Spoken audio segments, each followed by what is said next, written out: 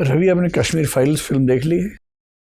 Sorry sir, मैं उसको देख नहीं पाया हूँ सर। मैं देख रहा हूँ कि सारे कैंडिडेट्स कह रहे हैं कि नहीं देख पाए, और मुझे लग रहा है कि ये एक योजना है कि प्रश्न से बचा जा सके। जी नहीं सर, मैं सोच रहा था इसको देखने का, लेकिन समय नहीं निकाल पाया सर। अच्छा, ठीक है। आप असाध्य वीणा आपकी प्रिय कविता है, आगे की लिखी हुई। जी सर। आपने IRTS पहले ज्वाइन किया, फिर आप इंडियन डिफेंस अकाउंट सर्विस में आए। क्या IAS आपके लिए भी असाध्य वीणा है? नहीं सर, मैं मानता हूँ कि ये असाध्य वीणा नहीं है। मैं इसके लिए प्रयास कर रहा हूँ, और एक प्रकार से सर मैंने बहुत डेडिकेटेड होकर इसके लिए प्रयास किए हैं।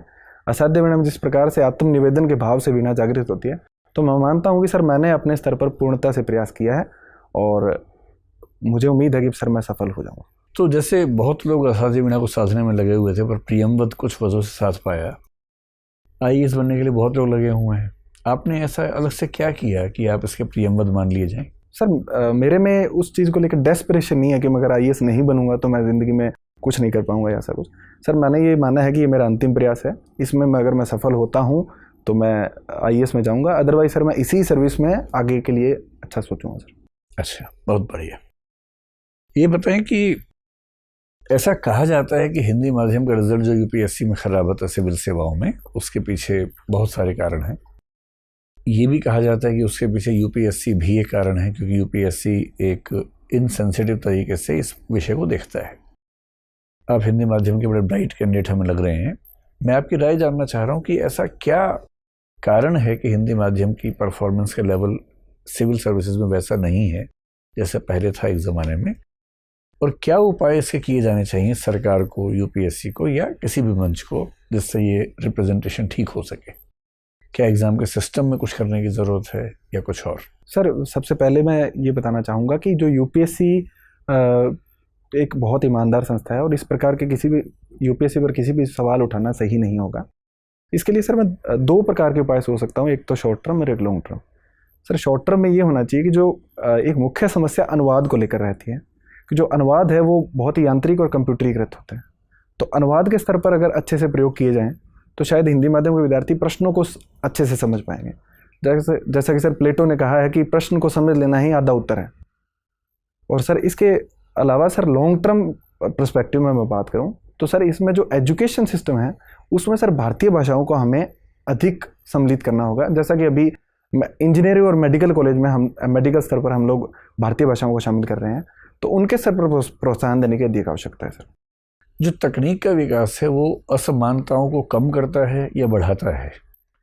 मुझे दो एग्जाम्पल देके समझाइए, कुछ ऐसे संदर्भ जहाँ तकनीक के विकास ने असमानताओं को या विषमताओं को बढ़ाया हो, और दूसरा जहाँ तकनीक के विकास ने विषमताओं को कम किया हो। सर एक उदाहरण से मैं दोनों समझाने का प्रयास करूँगा। ठीक है। सर मोबाइल फ़ोन है, तो उसने एक प्रकार से जो हमारा सूचना का अधिकार है उसके स्तर पर सारों को समान प्लेटफॉर्म पर रखा है कि एक गरीब से गरीब व्यक्ति भी इंटरनेट के माध्यम से सूचना ग्रहण कर सकता है।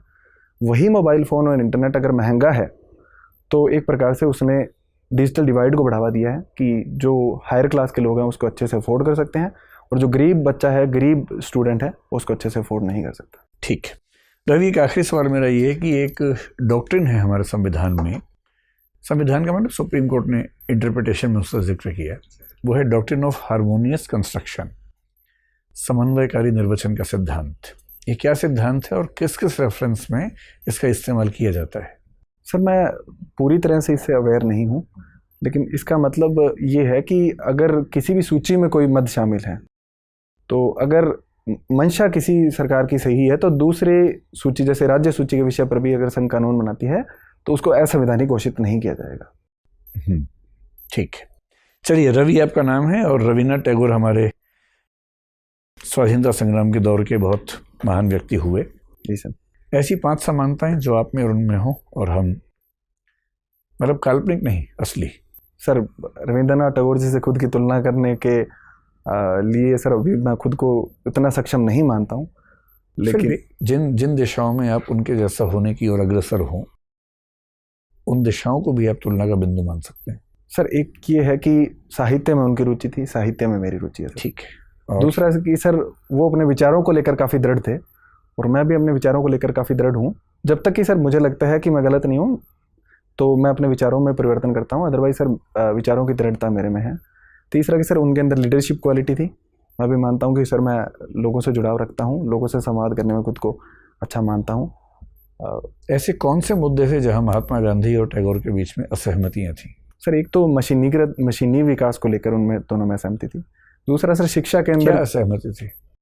महात्मा गांधी मानते थे कि सर जो हाथ से हस्तशिल्प के कार्य हैं वो उनको अधिक तरजीह दी जानी चाहिए, और रविंद्रनाथ टैगोर जी जो विज्ञान है और मशीनों के प्रयोग को लेकर अधिक मानते थे कि उनका प्रयोग किया जाना चाहिए। दूसरा सर शिक्षा के स्तर पर महात्मा गांधी भारतीय जो विद्याएं हैं उन पर अधिक भरोसा करते थे, और रविंद्रनाथ टैगोर जी ने अंग्रेजी शिक्षा और विज्ञान की शिक्षा को भी अधिक महत्व दिया था। ठीक है रवि, आपसे बात करके बहुत अच्छा लगा, अब आप जा सकते हैं। Thank you sir. Thank you madam.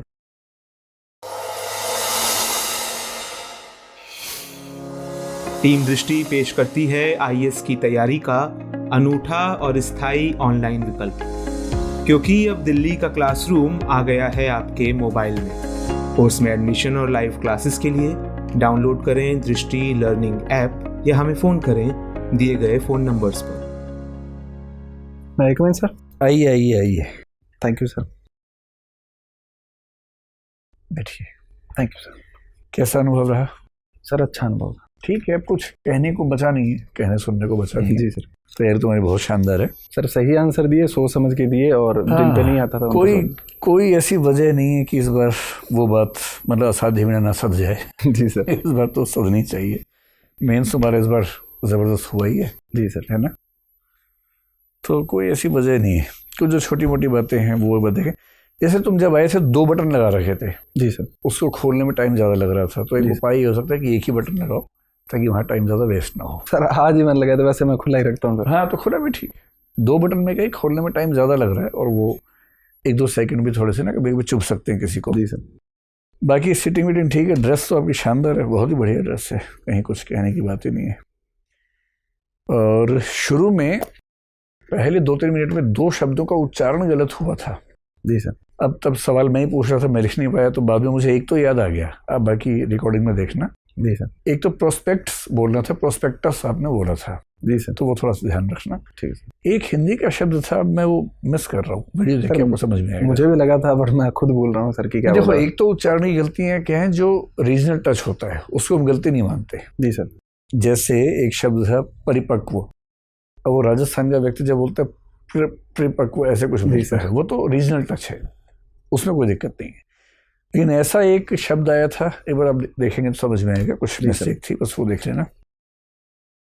IDAS IRTS आपने बड़ा अच्छा बताया, पर ये वाला तर्क जो है कि IDAS में काम कम करना पड़ता है, इस पे पर रीथिंक कर सर। मैंने ये तो बोला ही नहीं था कि काम करना पड़ता है, मैंने कहा सर वो ज़्यादा उसमें काम मतलब टाइम कंज्यूमिंग ज़्यादा है सर वो। हाँ, लेकिन भाव तो वही आता है।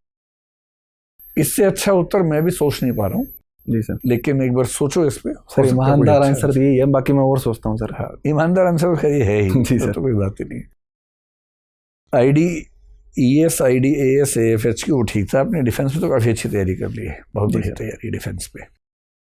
हिजाब वाला भी आपका एनालिसिस ठीक था। उसमें बस ये ध्यान रखना कि सुप्रीम हाई कोर्ट ने सिर्फ इतना कहा है कि अगर किसी इंस्टीट्यूशन के पास यूनिफॉर्म लगाने का अधिकार है तो वो ऐसा कर सकता है। जी सर। ये कोई कंपल्शन नहीं है। ठीक है। ये स्टेट गवर्नमेंट को डिसाइड करना है, अगर वो करना चाहे तो करे, ना करना चाहे तो ना करे। जैसे अभी भी केंद्रीय विद्यालय में हिजाब अलाउड है। जी सर। वो सेंटर को डिसाइड करना है, सेंटर की पॉलिसी अब तक है तो चल रहा है। तो ये क्योंकि शिक्षा दोनों के पास है ना, स्टेट के पास भी सेंटर के पास भी, तो वो हर जुरिसडिक्शन में चलेगा। जो सजेशन देना है आपको बेसिकली, एक तो जो पिछले साल की तुलना में ज़्यादा है वो है पॉज। आपका प्रश्न सुनने के बाद जवाब देने से पहले का जो समय है थोड़ा सा ज़्यादा है, और वो थोड़ा सा आर्टिफिशियल लगता है। अब ये जानबूझ के आप कर रहे हैं या इतना टाइम सच में सोचने में लग रहा है, और उस टाइम तक आप देखते रहते हैं मेंबर को भी, तो मुझे नहीं लगता कि मेंबर को देखते हुए सोच पाते होंगे ज़्यादा कुछ। सर मैं फ्रेम करने का ट्राई करता हूँ सर, जैसे मुझे लगता है कि थोड़ी फ्रेमिंग में इशू है। मैं आंसर को अच्छे से फ्रेम करने के लिए जैसे कर रहे हो ना उतना ठीक है। अभी जैसे पॉज आपने बहुत कम लिया। जी सर। उस समय थोड़ा सा ज़्यादा है। इसको आप देखना वीडियो में, हम सबकी सहमति इस मामले में कि पॉज थोड़ा ज़्यादा है और चुभने वाला है। ठीक है सर। उसे थोड़ा सा कम करो। बस स्पेशली ऐसे प्रश्न में जहाँ सोचने की ज़रूरत समझ में नहीं आ रही है, वहाँ भी पॉज आए तो फिर वो चुभता है। तो जो आज के बोर्ड का सबसे महत्वपूर्ण सुझाव है वो है पॉज कम करने का। दूसरा, शुरू के कुछ प्रश्नों के उत्तर में हिंदी के बहुत कठिन शब्दों का इस्तेमाल आप कर रहे थे, जो यहाँ तो हम सब समझ रहे हैं। इन यूपीएससी में चांसेस हैं कि 2-3 मेंबर्स ना समझ पाए। जैसे अविवेकपूर्ण एक शब्द आया था जी सर, और वो 2-3 शब्दों के साथ जुड़ के आया था, वो शब्द भी अपने आप में मुश्किल थे। जी सर। तो बेहतर है कि जहाँ लगे कि बहुत कठिन शब्द है, या तो अंग्रेजी में साथ में उसका अनुवाद कर दीजिए या सामान्य अंग्रेजी का शब्द बोल देंगे तो बेहतर रहेगा। जी सर। ये शुरू के 3-4 मिनट में ज़्यादा है, जब देखेंगे तो समझ में आएगा। हलाला आपने गलत बताया, हवाला और हलाला की तुलना में। हलाला तो अगर कोई मुस्लिम व्यक्ति तलाक दे दे पत्नी को, उसके बाद फिर उसी महिला से शादी करना चाहे, तो एक नियम है कि उस महिला को पहले किसी और व्यक्ति से शादी करनी होगी और विवाह को मुकम्मल करना होगा फिजिकल रिलेशंस के रूप में। उसके बाद वहाँ से तलाक मिलेगा, फिर वो व्यक्ति अपनी पत्नी से पुनः शादी कर पाएगा। इसको बोलते हैं हलाला। जी सर। तो 3 तलाक वाला मामला नहीं है, वो अलग चीज़ है 3 तलाक वाली, ठीक है। और अपने गांव का जिक्र बहुत अच्छा हुआ, डिफेंस बजट वगैरह आपने बड़ा अच्छा बताया, विमेन एम्पावरमेंट बहुत ही अच्छा बताया, रंगीला राजस्थान बड़ा, मतलब आंसर ऑफ द डे तो वही था कि प्रकृति ने केवल भूरा रंग दिया है, बाकी हमने भर रही है। इतना बढ़िया आंसर दिया, मजा आ गया सर। ये आज ही हम लोग डिस्कशन कर रहे थे इस आंसर को। अरे वाह जी सर, मतलब प्रश्न भिड़ गया आपका। जी सर। पेपर लीक हो गया है ना। आपकी जो फिजिकल ट्रेनिंग वाला है वो भी अच्छा है, जहाँ उसमें आप फंसे थे हार्ट और लंग्स वाले मामले में, बहुत जल्दी आपने मैनेज कर लिया माफ़ी मांग के। जी सर। वो ठीक किया। उसमें तो हार्ट और लंग्स की भूमिका ज़्यादा होती ही इन सब चीज़ों में, तो थोड़ा सा अपेक्षा थी।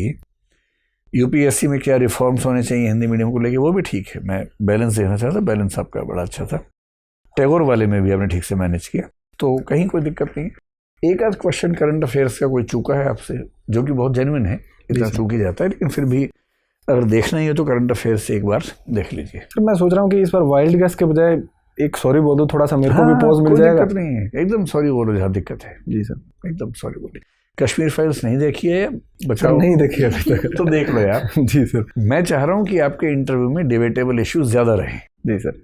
क्योंकि आप डिबेट्स को अच्छे से हैंडल करते हैं, तो जितने डिबेटेबल इश्यूज होंगे उतनी संभावना आपकी बढ़ेगी, आगे बढ़ देगी। और कश्मीर सर मैं तो ये सोच रहा था कि इसको देखूं और क्वेश्चन को फेस करूं।